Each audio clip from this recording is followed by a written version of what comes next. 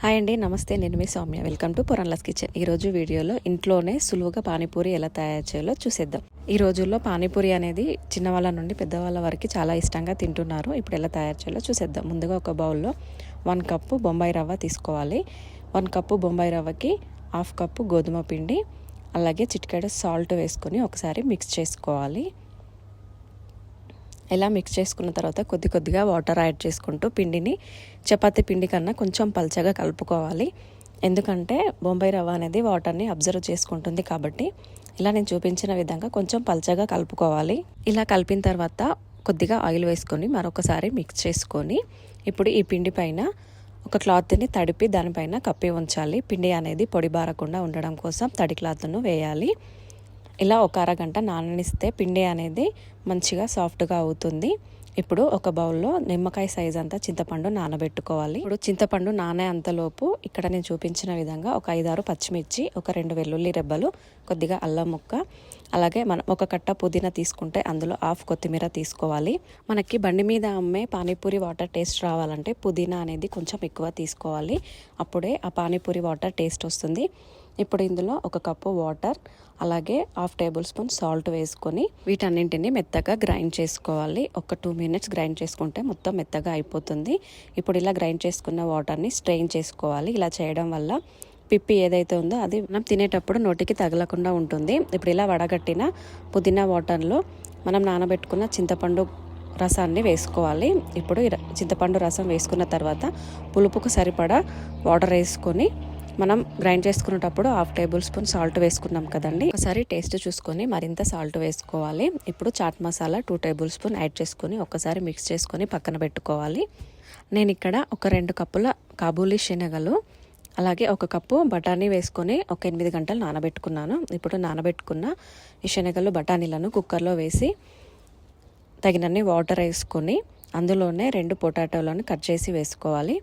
ఇప్పుడు ఇందులో కొద్దిగా సాల్ట్ వేసుకొని కుక్కర్ మూత పెట్టేసి ఒక 5-6 విజిల్స్ వచ్చే వరకు మెత్తగా ఉడికించుకోవాలి.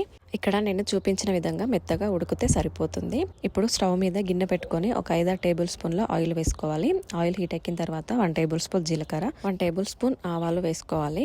ఇప్పుడు సన్నగా తరిగిన 5-6 పచ్చిమిర్చి, అలాగే ఒక ఆనియన్ ఇలా చిన్నగా కట్ చేసుకొని వేసుకోవాలి. ఇవన్నీ మంచిగా ఫ్రై అయిన తర్వాత ఇందులో కొద్దిగా కరివేపాకు, అలాగే ఒక టమాటాని ఇలా చిన్న ముక్కలుగా కట్ చేసుకొని వేసుకోవాలి. టమాటా అంతా వేగిన తర్వాత కొద్దిగా పసుపు, అలాగే కొంచెం అల్లం వెల్లుల్లి పేస్ట్ వేసుకొని ఒకసారి మంచిగా మిక్స్ చేసుకోవాలి. ఈ అల్లం వెల్లుల్లి పేస్ట్ పచ్చివాసన పోయేంత వరకు వేయించుకోవాలి. ఇప్పుడు మనం ముందుగా ఉడికించుకున్న ఆలుగడ్డల్ని ఇలా మెత్తగా స్మాష్ చేసుకోవాలి. ఇలా స్మాష్ చేసిన ఆలుగడ్డ ముక్కలని మనం తాలింపులో వేసుకొని మంచిగా కలుపుకోవాలి. ఇవన్నీ వేగే అంతలోపు మనం ముందుగా ఉడకబెట్టుకున్న శనగలు బఠానీలను ఇలా పప్పు గుత్తితో మెత్తగా స్మాష్ చేసుకోవాలి. ఇప్పుడు స్మాష్ చేసుకున్న శనగలని కూడా తాలింపులో వేసుకొని ఒకసారి మంచిగా కలిసేంత వరకు మిక్స్ చేసుకోవాలి.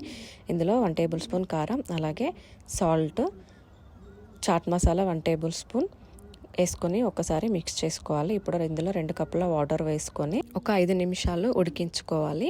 ఇలా 5 నిమిషాల తర్వాత దగ్గరికి వస్తుంది కదండి, అప్పుడు 1 టేబుల్ స్పూన్ గరం మసాలా, అలాగే ఫైనల్లో కొత్తిమీర ఆకు వేసుకొని స్టవ్ ఆఫ్ చేసుకొని ఇది పక్కన పెట్టుకోవాలి.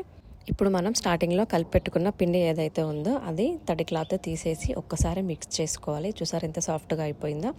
దీన్ని చిన్న ఉండలుగా తీసుకొని చపాతీలాగా రోల్ చేసుకోవాలి. చపాతీలాగా పల్చగా కాకుండా మందంగా కాకుండా నేను చూపించిన విధంగా చేసుకోండి.